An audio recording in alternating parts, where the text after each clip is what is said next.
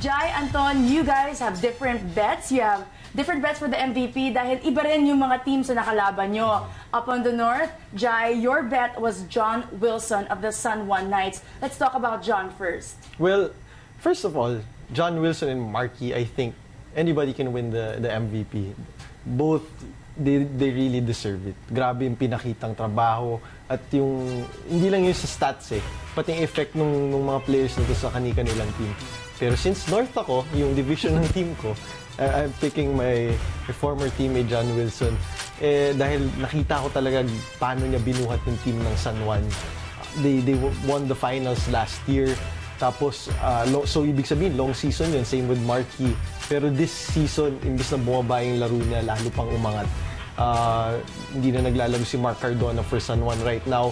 Si Larry Rodriguez na injured rin sa playoffs. Pero consistent pa rin yung pinapakita talaga ni John Wilson.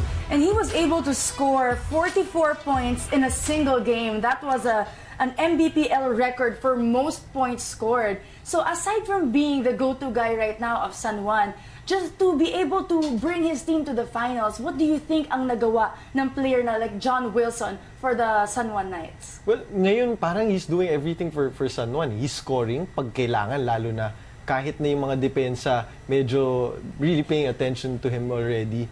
He's also making his teammates better. And gusto ko kay John, dumedepensa talaga tong player na to. Hindi siya takot na makipag-match up sa pinakamagaling na offensive player ng kabilang team para i-pressure or pahirapan on offense. Well, he does average 19.9 points per game. Those are big numbers for any basketball player especially. But you, Anton, you chose Mark Yee of the Davao Occidental Tigers. Nakalaban mo to, especially no semifinals. Ano ang masasabi mo tungkol sa laro ni Mark na magpapanalo sa kanya sa MVP race? Well, first of all, agree nga ako kay Jai na, the MVP could go to either of the two. They both carried their teams to a league best record of 26 wins and 4 losses. But for me, kaya ako napili si Mark Yee because I believe na he's really the anchor of Davao. He's actually injured right now. He's playing with a partial ACL tear and a torn calf. But he's still playing. I mean, his minutes are down, but when they need him, the quality, when they need him and his number is called, he won't hesitate to be there. And yun nga, in game 1 actually namin, he didn't play No, he didn't have to. But in game 2, I felt like if he didn't play, we could have won that game. But they saw nga na, they needed Mark Yee, so they called him.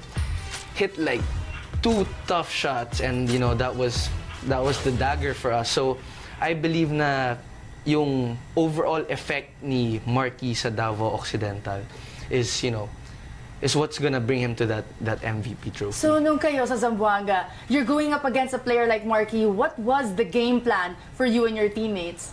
Actually, we weren't really expecting him to play nga because he was injured. But you're like, just in case he plays, parang just laban na lang. Kasi wala tayong magagawa. He's a veteran. He knows exactly what he's doing. He's very physical. So just laban lang talaga. And now the series is tied at 1-1. Hindi natin alam kung matutuloy bukas ang finals game between North and the South, and then para mag-progress ang Lakan Cup. So talagang maraming pwedeng mangyari in terms of the MPBL. So ikaw, Jai, how about John Wilson? Let's talk about him again. What is it about his character, him as a player, that really sets him apart above the rest? Dahil veterano rin si John, just like Mark, nandun na rin yung sense niya na I need to impart my knowledge at saka yung mga natutunan ko sa mga teammates ko. He still loves to score, don't get me wrong, pero yun na nga, nababalance na niya. Paano niya mapapasaya yung sarili niya and yung team niya, both at the same time, para matulungan na manalo lang yung team niya.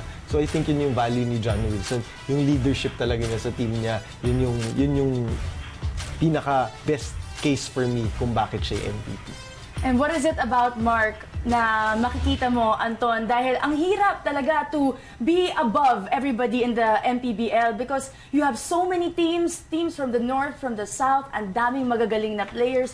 You've played with a lot of veterans, but what do you admire most about Mark that you think na iba talaga compared to everyone? Sa akin siguro para kay Mark Yee, yung grit niya.